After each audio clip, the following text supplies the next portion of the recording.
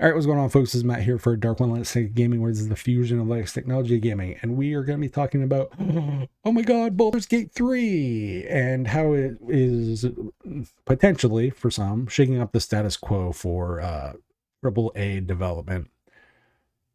Honestly, I'm going to take off the hat for a second, as it were, and I'm not going to be a consumer, I'm not going to be a gamer, I'm not going to be a customer. I'm strictly looking at this from the gaming insider side of things right now. So part of the status quo of the current state of the AAA industry, as it were, as it relates to gaming, is all on the consumer from a money perspective. So the DLC, the battle passes, the $70 price games, and then, $20 or $30 skins thrown in, just all the stupid, shady, extract as much money out of these people as possible stuff is totally on the gamers because we buy the shit. And I can't say I haven't bought in DLC. I can't say I haven't bought in skins. But I'm very fucking selective on that personally. But from a business perspective, I get why they do it. I don't like it. I think it's a shitty business practice in the way they go about it. So for the 3-piece bean counters that are only looking at ROI, that live over in most of the development studios over in California and Bellevue and up that way, I get why you guys do it. Doesn't make it right. Like, I get ROI and dividends and all the other shit that goes with it. That's the reality. And gamers that cry about it, some of it's self-inflicted. And really it does boil down to we need to kind of, the industry as a whole has always been bad at being self-analytical, gamers included. That being said, for profit, totally get it. Business makes sense, all that stuff. But should this be a wake-up call for developers and publishers? Yes, but not in the way people are going to think. So specifically, there's an argument that, they had 6 years, they had 400 employees, they had millions of dollars to do this. So from the best of my research, Wizards of the Coast did not have anything to do financially with this fucking game other than Larian having to go get the license for D&D to do Baldur's Gate. Everything was self-funded through either early access, Divinity, sales, etc. So that's what I found. I could be totally wrong, but either way, I can guarantee that I do know for a fact Wizards of the Coast was not involved. So that gets blown out of the water. They had 6 years. When was the last Dragon Age game released? 2014. They've had almost 10. When was Duke Nukem 3D Forever released? Like 15 years after it was supposed to be. Was Titan ever released?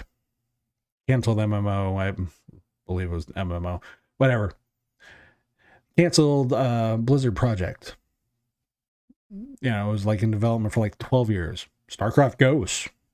Another example. How long did we not hear anything until that finally got officially canceled?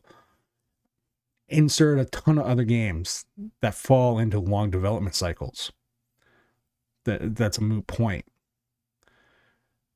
So for developers, the lessons to learn are really kind of simple. It's how you manage it. No arbitrary dates. Proper use of early access. And when I say proper use of early access, what I'm saying is when they actually, here's the beta, early alpha, wherever stage and vertical slice you want to put in with it. This is where the game is. But taking that feedback and actually fucking doing something with it. Instead of get these, betas that are released like 3 weeks before the game's gold and supposedly ready to ship. And then, things don't work. And you don't see any of the feedback being taken into account. that is the proper use of early access and consumer feedback and customer feedback and everything else. That's something to take lessons from. It's not like some big self-analytical thing that it's hard to see. What did they do right from a development point? Look and see where you can apply that along your own projects. That's all it takes. Now, for the 3-piece bean counter morons that are in fucking the cubicles up in, LA and shit, I got a different take on you, jackwagons. And that really boils down to, I have no problems with games as a service. But what this also shows is that you can also do other things besides only games as a service. Not every game needs to be a games as a service. Not every fucking thing you do needs to be X or Y or multiplayer or some type of gotcha bullshit. Or it shows that there is a large population that would like a complete product at a fixed price to have. Novel. So I have nothing against games as a service. I have nothing against live services, etc. For me, I will say what my personal take is on this. The biggest games that I have a problem with, and live service games that I have a problem with, is please pay me $60, $70 entry fee. Nickel and dime, nickel and dime, nickel and dime. It's like going to a $100 concert, insert arbitrary money here as the example, and then getting gouged for the water, getting gouged for the insert scalping for everything here based on the percentage that all those people in between are going to take. That's what it feels like. And while people will willingly do it, it doesn't make it any less shitty. Because I can go and spend $20 on a shirt outside of the concert, but I have to spend $40 at the concert. It's the same fucking deal. The only game as a service that I believe that has gotten it right has been Warframe. It leaves it up to the player. The content's there. You can get it. Entry's free. However, it's a lot of time, or you can kind of speed that up with money. However you want to do it. That's the ideal way. Now, if you're going to do games as a service, what I would highly recommend is you guys understand that service means customers. So customer service means providing good customer service. Broken, borked, and shit games at launch that don't work is contrary to that whole thing. So, not hard to see where the lesson here is ship a game that works at launch. Novel.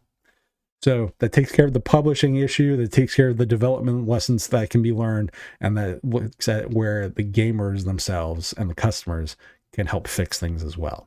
There's lessons for everybody to be learned about how Baldur's Gate 3 sets the standard for what we should expect across the board, regardless of where you are along the industry line, from consumer, developer, or publisher. I could be right, I could be wrong, but realistically, we all have a part to look at and a part that we need to maybe take lessons from and understand, and that we need to fix. Unfortunately, this is a very bad industry at being self-analytical, and quite frankly, it's really shit at it.